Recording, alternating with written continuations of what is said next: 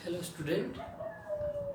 आज हम लोग human digestion and absorption chapter का टूथ पार्ट देखेंगे, जिसमें tooth structure and dental formula हमारा मेन टॉपिक रहेगा। एक सिंपल टीथ का स्ट्रक्चर देखते हैं हम लोग। टाइप्स ऑफ टीथ में मैंने एक इंसीजर, एक टाइप ऑफ टीथ होता है, उसका स्ट्रक्चर बनाया है, जिसमें आप देख सकते हैं इसके 3 पार्ट्स हैं। अगर 10th में आपने बेसिक देखा होगा तो आपको आइडिया होगा कि अपर पार्ट जो विजिबल रहता है उसे क्राउन बोलते हैं, और जहाँ से गम में एंट्री होती है उसे नेक बोलते हैं, और नेक से गम के अंदर जो हिडन पार्ट होता है उसे रूट बोलते हैं। आपने जो वाइट पार्ट ऑब्जर्व किया है टीथ का, उसे क्या बोला जाता है? इनेमल। और वो एक स्पेशल टाइप ऑफ सेल होता है एमेलोब्लास्ट, जो कि एक्टोडर्म ओरिजिन होता है, एक्टोडर्मल ओरिजिन होता है। और यही एक एमेलोब्लास्ट इनेमल का क्या करता है? सिक्रेशन करता है। और ये जो इनेमल पार्ट है हार्डेस्ट पार्ट है, hardest part of human body. ये हार्डेस्ट पार्ट है ह्यूमन बॉडी का। उसके बाद उसके नीचे की जो लेयर है वो डेंटिन है, और वो जो एक स्पेशल टाइप ऑफ सेल होता है, मेसोडर्मल ओरिजिन होता है बच्चों। क्या होता है? Mesodermal origin. ओडोंटोब्लास्ट सेल्स से इसका क्या होता है?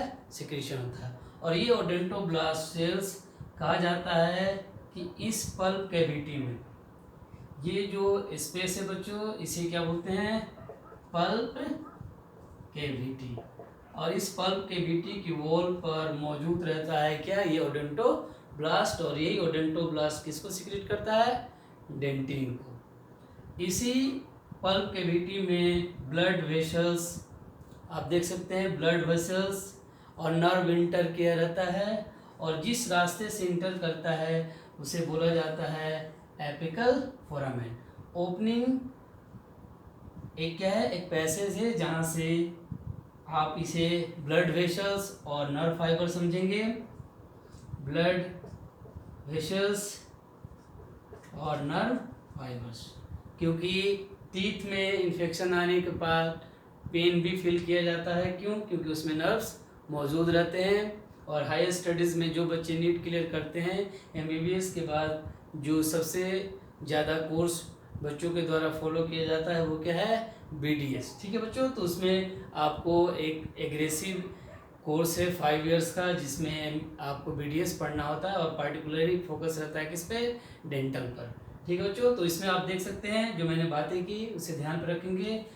इनेमल एमेलोब्लास्ट सेल से, डेंटिन ओडोंटोब्लास्ट सेल से। आप देख सकते हैं गम के अंदर ये रहता है, फिक्स रहता है बच्चों। ये फिक्स क्यों रहता है?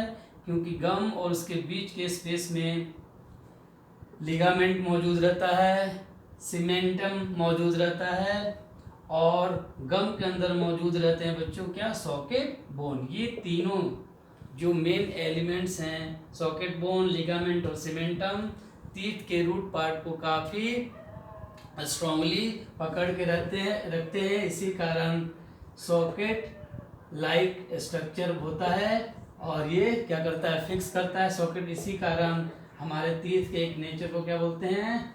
थिकोडोंट। क्या है? सॉकेट लाइक स्ट्रक्चर में क्या है? ये फिक्स है बच्चों। उसके बाद हम देखेंगे डिफरेंट टाइप ऑफ टीथ कि ह्यूमंस में कितने तरह के टीथ हुए, और आपको इसमें बेसिकली इनेमल्स और इनके बारे में आपको ध्यान पर रखना होगा। आप इनेमल्स के बारे में थोड़ा सा जान लीजिए।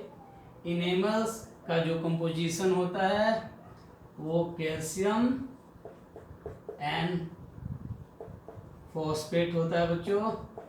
कैल्शियम एंड फॉस्फेट होता है। इसी कारण टीथ जो है वो क्या रहता है? हार्ड रहता है आउटर पार्ट में, और मेस्टिकेशंस में हेल्प करता है। अब हम लोग देखेंगे बच्चों टाइप्स ऑफ टीथ।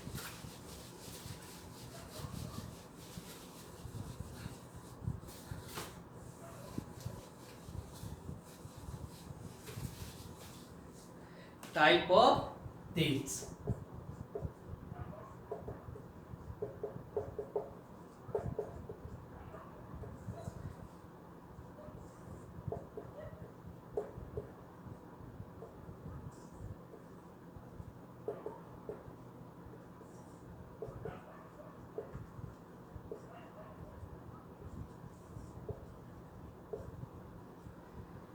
इंसीजर जिसे आई से रिप्रेजेंट किया जाता है, canine C, premolar PM and molar M. Incisor sharp structure रहता है इसका बच्चों, और इसका वर्क होता है कटिंग में, और जो हमारा फ्रंट टीथ होता है वो इंसीजर होता है, उसके जस्ट साइड में कैनिन होते हैं, ये भी क्या होते हैं, शार्प होते हैं, और इनका भी वर्क किसमें है बच्चों, कटिंग में है।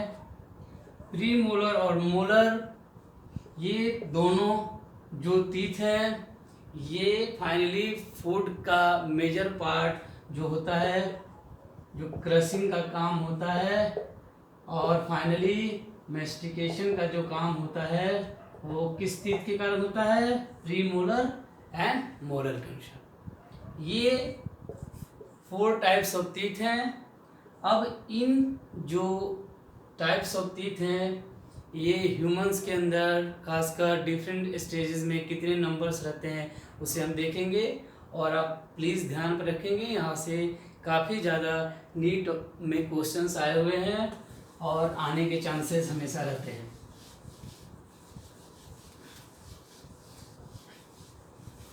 अब हम लोग देखेंगे बच्चों डेंटल फॉर्मूला।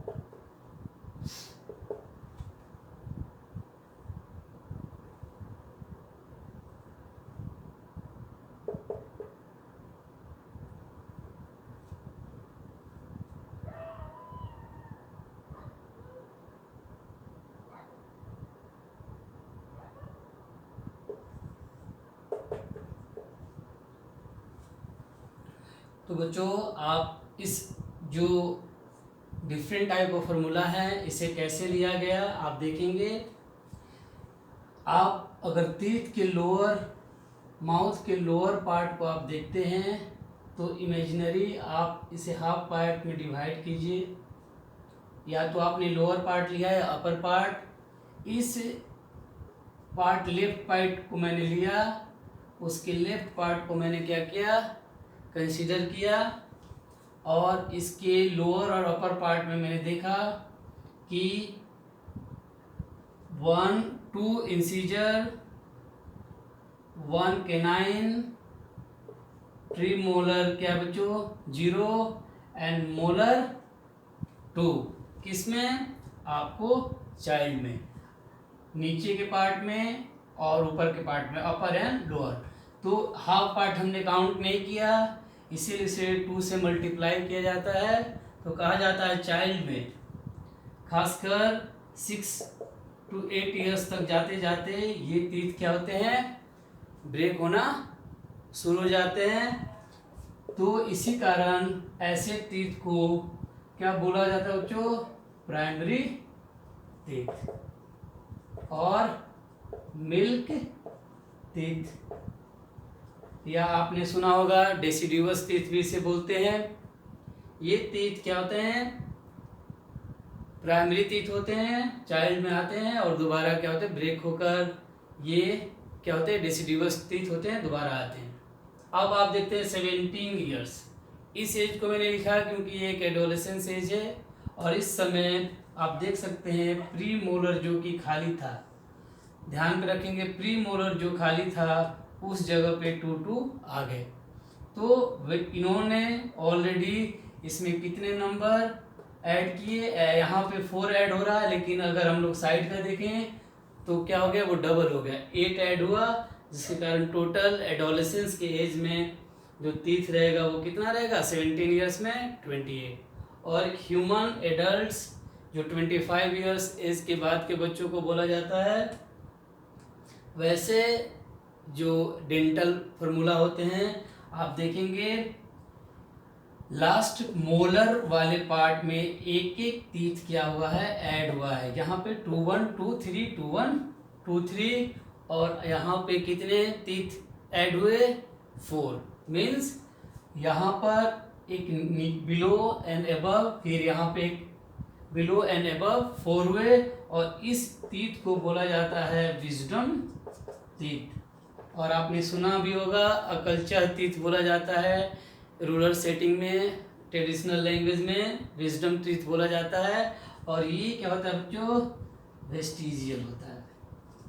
वेस्टिजियल जिसका क्या कहा जाता है कि एक तरह से यूज नहीं है, और ये कई पर्सन्स में ये टीथ क्या होते हैं, ओरिजिन नहीं होते हैं। यहाँ से कुछ क्वेश्चंस आएंगे जो ध्यान पर रखने वाली बात है, कितने how many types of teeth क्या होते हैं, पहली बार आते हैं, ठीक है। तो वो आप देख सकते हैं, यहाँ से लेकर फर्स्ट बार जो आते हैं प्राइमरी टीथ और ब्रेक हो जाते हैं, उसके बाद एडल्ट स्टेज तक सिर्फ 12 टीथ ऐसे हैं जो पहली बार आते हैं। इसी कारण जो 12 जो टीथ हैं वो क्या है, प्राइमरी मिल्क टीथ नहीं है, वो एक बार ही आते हैं पूरे लाइफ स्पेन ऑफ ह्यूमंस में। इसी कारण इस तरह के जो टीथ होते हैं ह्यूमन में, उसे बोला जाता है बच्चों